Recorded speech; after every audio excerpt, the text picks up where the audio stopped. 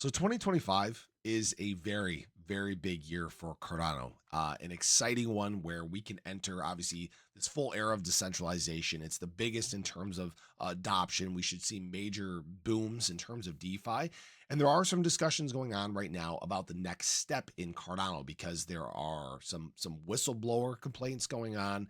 There's some questions about do certain entities have too much power within Cardano, and I think we need to have a discussion about this. I've had a lot of questions about it, so we're going to dive into it. So if you guys are new or haven't already, make sure you hit that subscribe button down below. Hit that bell again. It's free to do. It'll keep you updated anytime there's new content live here on the channel. So 2025 again is when we historically see some of the biggest times of adoption, the biggest DeFi booms. And the great news is that Cardano has finally put the things in place that have been necessary to really take these major steps forward. And this is why we're seeing increases in development. This is why we're seeing increases in daily active users. And when this big boom hits, Cardano is ready and set to go. But there are some important things that do need to take place in the early part of 2025. As you guys know, we've been moving into, again, an era of full decentralization. We have Chang Hard Fork Part 1 that has been deployed on chain. We've had the conclusion of the Cardano Constitutional Convention, meaning that the Cardano Constitution is completed and will, in fact, go to a vote here in January. Now, it's important that obviously everybody in the community shows up and shows out and helps make sure that this Constitution is, in fact, ratified on chain.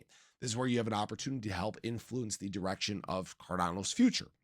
Now, secondly, we actually have the transition to an annual budget. So Charles Hoskinson has said that all we need to do with this is make sure that nobody is left behind. There are a lot of people that are in fact working for free right now, and so we need to get an annual budget in place. And this has to do obviously with the treasury. We have nearly 2 billion ADA at disposal, and it's all about finding this balance, making us work like essentially like a business, right? That's how a government, for example, should be run. And the third thing that we have coming that is a major step is the election of the Constitutional Committee. If everyone remembers, right now there are temporary members in place, and they will in fact be elected here in 2025. So this is where the community can obviously step up, flex their muscle, and make sure that we are in fact in complete control of Cardano. And that brings me to this. So I did go and read through the whistleblower complaints. There have obviously been discussions about, does the Cardano Foundation have too much power within Cardano? And really where this kind of started and where the questions really arose was actually in this Catalyst 13 fund voting. So the Cardano Foundation actually came out and allocated 180 million ADA towards voting in this, which is obviously heavily influencing which projects get funds. So for those that aren't familiar with these catalyst funds, they are basically a promotion of development within Cardano. They allocate funds to help get projects off the ground, to help this development boom within Cardano. It's the reason why Cardano development has been so high and so good for so long. Now, the scope of this has changed over time. For example, this is actually an update from all the way back in Catalyst 7 back in 2022. And during that time, the Cardano Foundation only allocated 14.5 million ADA. So this is actually increased by about 10x. Now, the reason why they have been doing these things is they say at least to try to stimulate voting amongst the community. But the interesting thing about this is even still to this day, this 180 million ADA heavily outweighs the contributions of the community.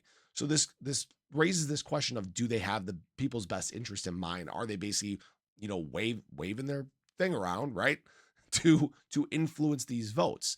And it's kind of a yes and no. And why I say that, and I'm not siding with them or anything like that, guys. The reason why I'm saying it's yes and no is, this 180 million ADA, it's 0.5% of the total circulating supply of ADA.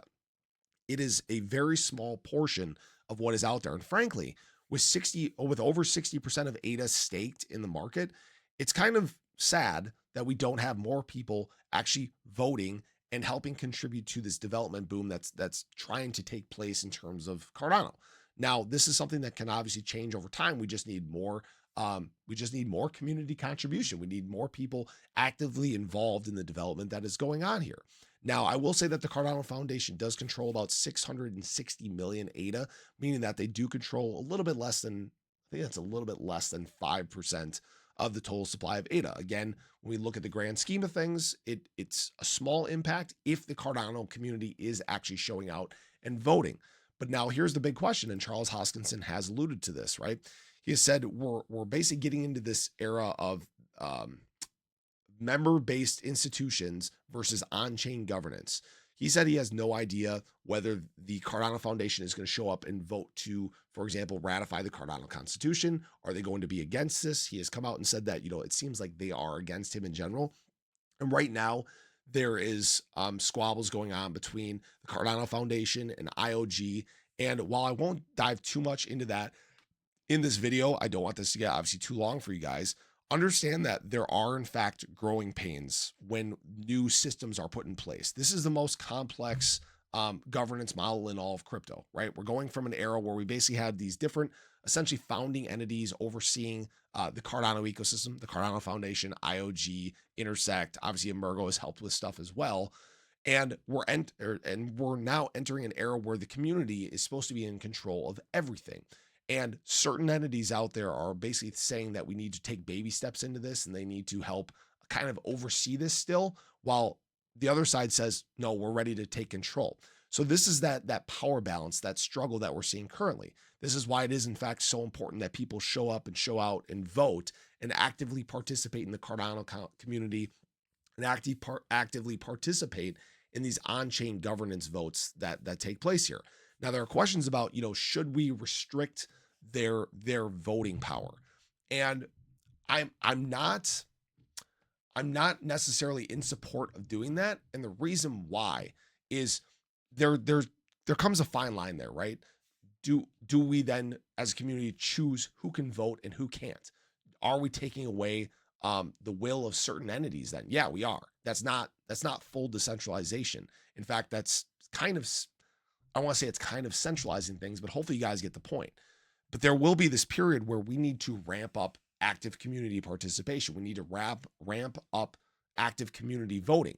Because if we get to this point where, I'm trying to think of the best way to describe this. If we get to this point where we have 60, 70, 80% of the Cardano community voting on issues, the 6% or the 5% or 4% or whatever they control won't make that much of a difference. Now, does the Cardano Foundation need to transition to an elected basis from the Cardano community? I do think that is the case, right? Because right now they are, in fact, appointed, and I believe they are, in fact, appointed by the Swiss government. So know this, there will be growing pains along the way. This tends to happen when you go through some major shifts in makeup, and know that we will prevail as a community. We will get to the right side of this, and Cardano will truly be able to realize its potential. This is a big year. This is a big step forward, and the community will prevail. So have a great day. Show your love below. Let me know your thoughts. Again, if you guys are new or haven't already, hit that subscribe button down below. Hit that bell. It's free to do. It'll keep you updated anytime there's new content live here on the channel. Have a great day. I'll catch you guys in the next one. Take care.